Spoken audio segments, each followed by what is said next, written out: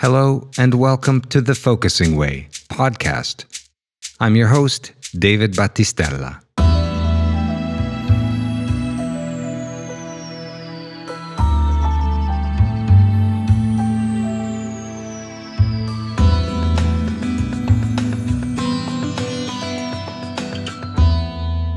Today on the Focusing Way podcast, our guest is Barbara Dickinson. Barbara Dickinson finished a long career at the United States Federal Reserve in 2010 and now consults on strategic organizational improvement. She has earned, among other credentials, certification as a strengths performance coach from the Gallup organization. In 2006, she learned the practice called focusing, completing her certification as a focusing professional in 2009. And is now an enthusiastic learner and teacher of the many facets of focusing and the related practice, thinking at the edge. After volunteering her services to the Focusing Institute as a management consultant in 2011 and 2012, Barbara decided to share her expertise more widely as a strengths-oriented consultant interested in helping individuals and nonprofit organizations innovate, think, and work at their edge, improve emotional intelligence, and build better teams. She's especially interested in applying this interactive focusing method to help people form healthier relationships at all levels. Barbara lives in New Jersey with Holly, her Jack Russell Terrier.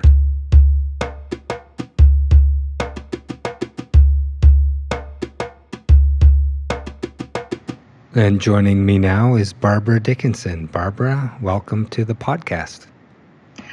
Thank you, David. It's so nice to be here with you today. I'm very excited about our conversation today. But just before we begin and dive in, what I'd like to ask you first is if you could just tell me and our listeners a little bit about how you came to focusing or how you found focusing, like that story of how you found focusing. Sure. I've been a focuser for 10 years, and I'm not a therapist, but I did learn about it from a therapist who kind of said, there's a book, go read it, see what you think. And so I read Eugene Genlin's Focusing, and I tried to do it myself, and that didn't work. So I found a workshop and started to incorporate focusing into my life. And in the 10 years since I began to do that, I have studied with several of the master teachers of focusing, which delights me because my style is kind of an amalgam of everything I've learned from all of these great people. I took a number of Ann Weiser Cornell's classes. I went to summer school several times and studied for the week with Ann, was the first time, and then with Kevin McEvenew, and another time with Nada Liu. And that time I'm pretty sure it was Thinking at the Edge, which of course isn't focusing, but it's based on focusing, and one of my favorite practices. I then studied with Robert Lee, who has his domain focusing, and got my certification as a trainer with him. Although what I would teach, if I did teach workshops, would be traditional focusing. I then took a dive deeper into Thinking at the Edge and have stayed with that. And at the same time, two other things happened. I met one of the world's master teachers of interactive focusing and have learned with her. And I'm very proud to say she's also my focusing partner, Masumi Maeda from Japan. And I also had the opportunity to work as a consultant with the Focusing Institute, which led to spending a year working with Mary and Jean Genlin on a variety of things. Including getting to be a focusing partner of Jean's, which I think it's fair to say it doesn't get much better than that. Wow. Yeah, so that was fun and inspiring, and being in the visionary soup with Jean for Mm-hmm. that. Um, since that time, I've deepened my practice with interactive focusing, with thinking at the edge. I don't know if I'm unusual or if my friends just say that I'm unusual in the focusing world, but I have anywhere from 6 to 8 focusing partners at any given time. And I have at least 2 or 3 focusing sessions a week. That's Wow. how, that's how important this practice is to me. So that kind of, I've done a bunch of other things. I've been to international conferences. I was happily in Cambridge last year and did an interest group on interactive focusing, which was very inspiring. There were 12 people in the room, all keenly interested. And then I was able to attend Masumi Maida's workshop earlier this summer on interactive focusing.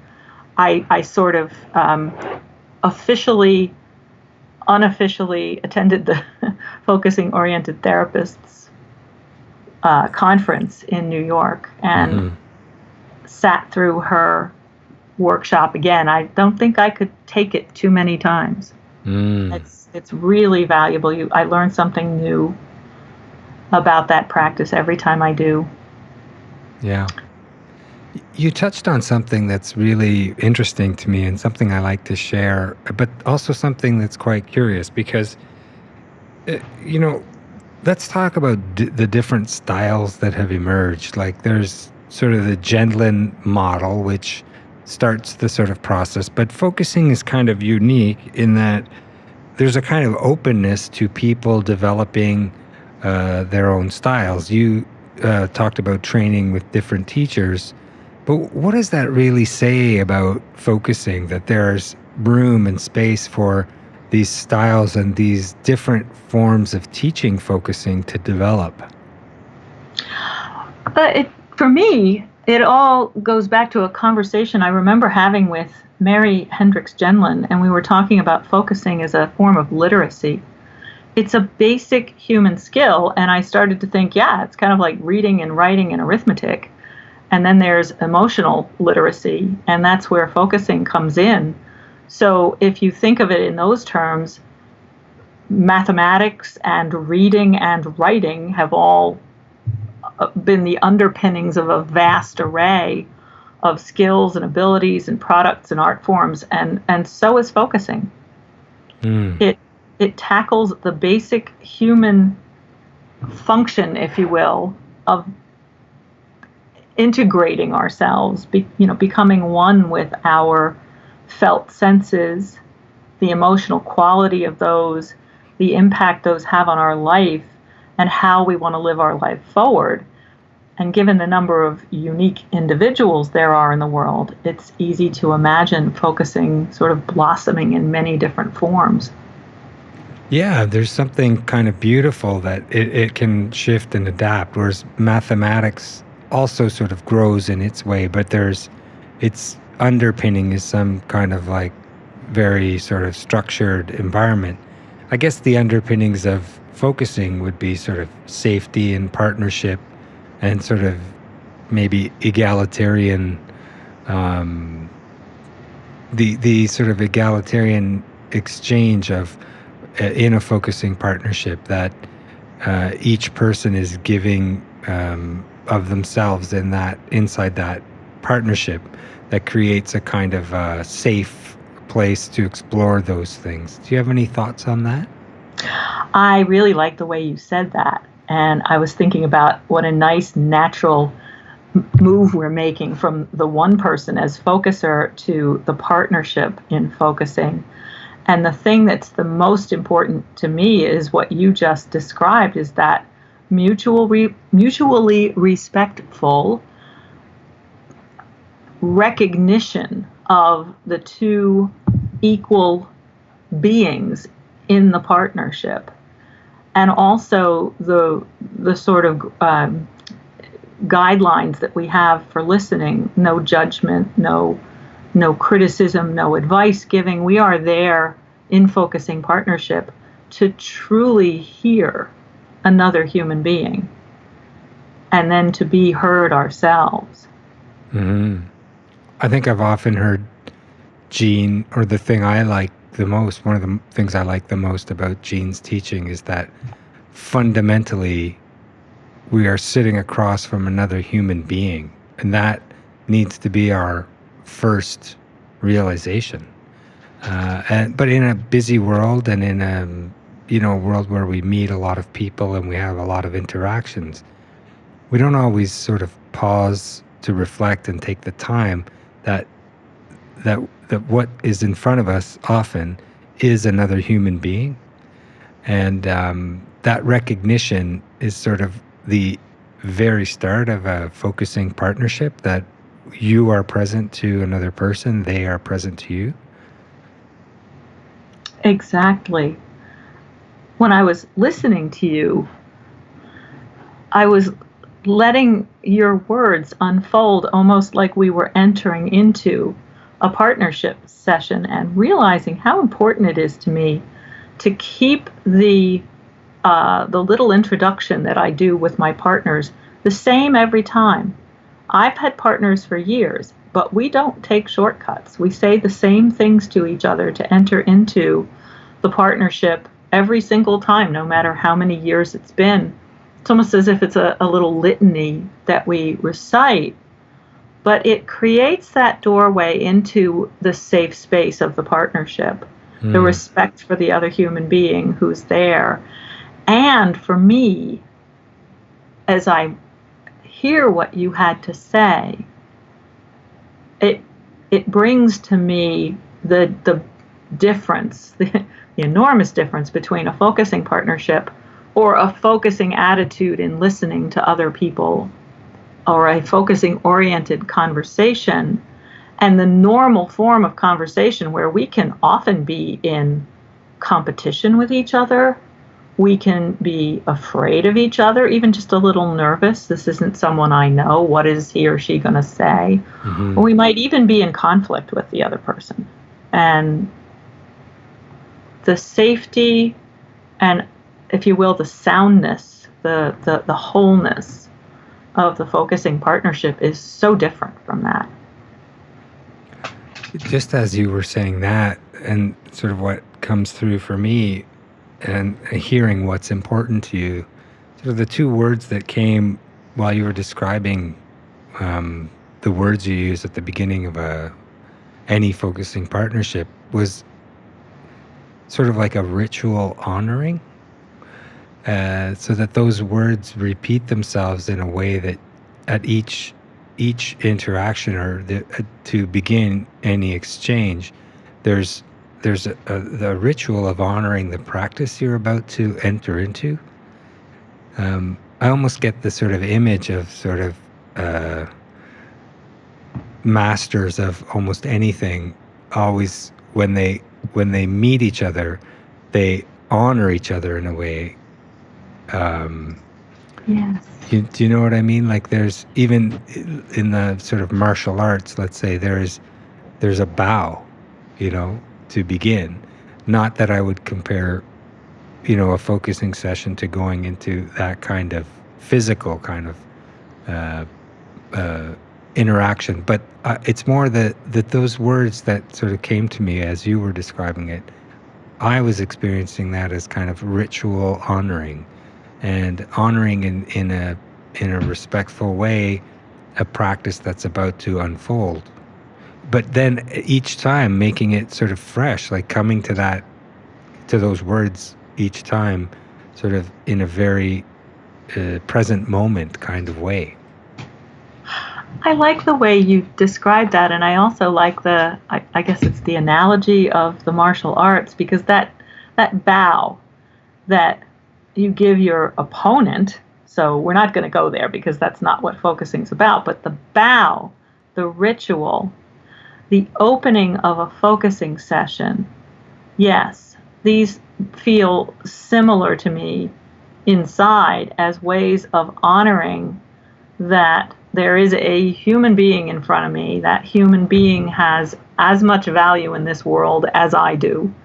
We are equals. We bring as much of our humanity to this session as our partner does. And at the same time, thinking about, for example, in a religious service, there is a litany. There's a series of words, and there may even be music that are repeated each time the group gathers together, or we could think of that as each time the partnership forms. And there's a tricky place where you might recite those words and that music by rote without thinking about their meaning. But in my focusing sessions, I want those invitations, those couple of little questions we ask, but also the closing of the focusing to be real to me and to my partner. I'm reminded that sometimes my partners and I get so enthusiastic about a topic that we have trouble waiting for the focuser to actually finish, but we always do. And then we'll say something like, have you come to a resting place? And we won't speak whatever's on our minds until the focuser acknowledges, yes, I'm done. My focusing turn is ended. I'm at a resting place. And I mean, these are people I've been in close focusing partnership with for a while. And if one of us has something that we want to ask, maybe about the process, of course, respectfully of the other person's content, but those are the kinds of things you want to wait till the end. And that little bit of respect for the process that's given to me, that I give to my partner, is so important. This thing that we're doing, it is sacred. Yeah. And I'm not bringing religion into the space here. That isn't my point. It's sacred to the humanness of us. Well, you're bringing the sacred part. I mean, I know that you're not bringing religion into it, but you're bringing the good stuff that, in that sense, you know what I mean? Like maybe people are attracted initially to religions because of the sacredness of the process, right? What happens out of that, what evolves out of that can be different experiences. But when you talk about the sacredness of the space, it's like focusing partners can create within their sphere, and they know it intimately. I'm sure you've had the experience with your partners, and I certainly have with mine, but kind of a space that is so delicate and true and spacious and safe, that it creates a kind of the room for us to explore within an environment that can be totally safe and creates a kind of whole new freshness, a whole new perspective on one's own experience. That feels right. As I was experiencing what you were saying, which is kind of interesting considering this whole notion about interaction. I'm listening to you. I'm listening both for the essence of how it is for you and the emotions that might be there. And at the same time, I can't avoid that something forms in me. It does. And what formed in me had to do with the word safe. And it was a long time that I was focusing before I encountered the interactive form of focusing, and it was a while before it felt like that could be safe to me. Mm-hmm. And I'm going back and checking my own sentence, because one of the things that has struck me as I have become a more and more experienced focuser is this notion of, what am I feeling? Mm-hmm. And am I really in touch with emotions, or am I in touch with some belief I've got Mm-hmm. about something that's going on? So to say that something feels safe to me, I'm really talking about a belief that it's safe, Mm-hmm. and a feeling in the background of afraid if it isn't safe. Mm-hmm. I wanted to put that out there because it colors very strongly how I go about focusing, and especially how I go about interaction. Mm-hmm. Yeah, that really brings to mind, as you say those words, for me, something, I learned from Anne with this, which is that sort of concept of radical acceptance. And that was very liberating for me. The notion that whatever's happening within you, it's just you. And it's kind of okay. And Mm-hmm. accepting that it's going on within you is, a beginning part of process, but one that is sort of that initial step of acceptance was a big, big factor in safety, because the safety was no longer sort of dependent on someone else. For me, in my experience. So, but I mean, you just sort of brought up a couple of things that I'd like to talk about with interactive focusing. And I mean, it's not something I know a lot about. And I'm wondering if you could share with me a little bit about interactive focusing. Gladly. It's well, I can't say it's my favorite practice, but it's certainly in the top 10. Um, as I mentioned earlier, met uh, Masumi Maeda, who is from Japan. And I met her in a class we were both taking that did not have to do with interactive focusing. I don't think I had even heard about the form at that point. She and I became focusing partners in traditional focusing, but relatively soon it came to light that she has been practicing and teaching interactive focusing, especially in Japan, for some years. And she offered to teach it to me in our partnership. And I love to learn new things, so of course I said yes. And then I began to study. I read some articles about it. I began to talk with other people about it, other focusers. And at the same time, this terrible tragedy happened. One of the two people who developed it, Dr. Janet Klein, passed away quite suddenly in early 2010. And so she had produced a fair number of articles about it. She also had worked on the practice with Dr. Mary McGuire, who used to be the head of the Focusing Institute a long time ago, mm-hmm. and is now in Canada,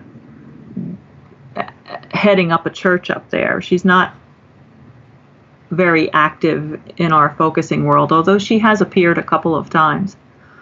And the two of them took this notion of interaction in a focusing partnership and expanded on it and turned it into a practice with teachable steps.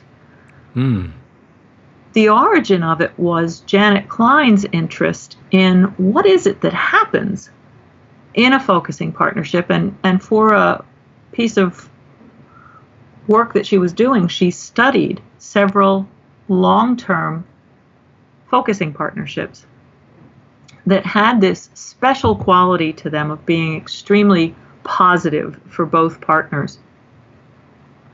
And what came out of her study was the concept that she and Mary McGuire called the double empathic moment. Now that's the practice form of it. That's what you do in an interactive focusing session. But what the double empathic moment acknowledges is that when the listener is attending the focuser, they're not just an empty vessel.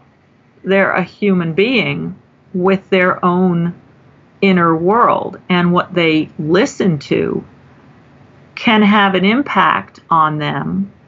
I would argue it almost always has, or always has an impact on them, and that impact can be very light, maybe even unnoticeable, or it can be very heavy and noticeable. Mm-hmm. So interactive focusing in the first instance acknowledges that there is an impact, there is a response, there's something in the listener that happens when the focuser does their focusing. Mm-hmm. So I'll just pause there. There's more to say, Mm-hmm. but see if that makes sense. Yeah, and I guess what I'm very curious about the double empathic moment, and a little bit about process. Like, if you could maybe model the sort of moments that precede a double empathic moment, and then how that is dealt with in interactive focusing. Okay. So one thing I want to say to sort of adjust or give a little bit more context to something that I just said is, I didn't mean to imply that this doesn't happen anywhere but in an interactive focusing session. What I think that Doctors Klein and McGuire were noticing was that there's always a response from any human being in any interaction and in any focusing session, which is an interaction, or any focusing partnership, rather. So, but we're taught in traditional focusing that whatever comes up in us when we're the listener, we set it aside. It does not have a role in the partnership. Yeah, it's the focuser's time. Right. Mm-hmm. Now, what comes up in me when I'm listening to you might inform my subsequent focusing turn, Mm-hmm. which is okay as long as I don't trespass on your content. But what happens in an interactive session, so I'm going to answer your question in reverse order. I'm going to give you sort of how we get started. Okay. And then I'll talk about what the double empathic moment is. One of the key differences between a traditional focusing session and an interactive focusing session is that the focuser really has to tell some story. There are many, many people, especially people who do focusing in business, who can keep their content to themselves. They can keep the story to themselves and just deal with the felt senses. And that maintains a certain level of privacy for them in what might not feel like entirely safe circumstances. Mm-hmm. But in interactive focusing, it's necessary that the focuser tell a bit of the story. So the first part of the focuser's turn is, here's my story. And the second part of the focuser's turn is, and here's the felt sense of it. And Okay. just as in traditional focusing, they go inside, they see what's there regarding this particular story. But the listener has some context. Mm. The focuser goes through their process, their time is up. The listener has reflected whatever the focuser wanted reflected, and we talk about in interactive the focuser as teacher. They're going to teach the listener what it is they want reflected. Okay. We reach the end of the focuser's time for story and felt sensing, and then there's the double empathic moment, which is when the focuser becomes quiet and sits with what they have, and the listener takes inside the essence of how it is for that focuser, attempts to capture that essence, bring it inside, and see what symbol might come, what symbolic expression might come of that focuser's essence that they can then express very briefly to the focuser. The focuser takes that expression and takes it inside and sees, does that fit my experience, what's happening for me right now? Does it not fit? And can say, that fits very well, or that fits with a little adjustment, or that doesn't really fit.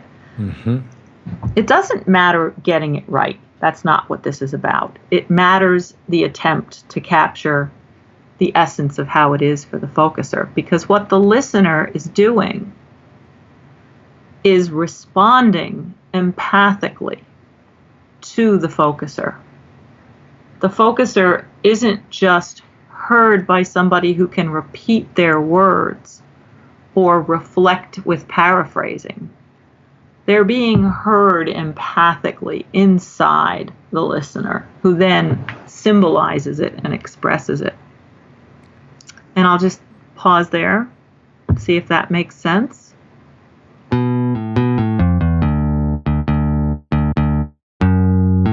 Stay tuned for part 2 of our podcast with Barbara Dickinson and our focusing-oriented conversation about interactive focusing.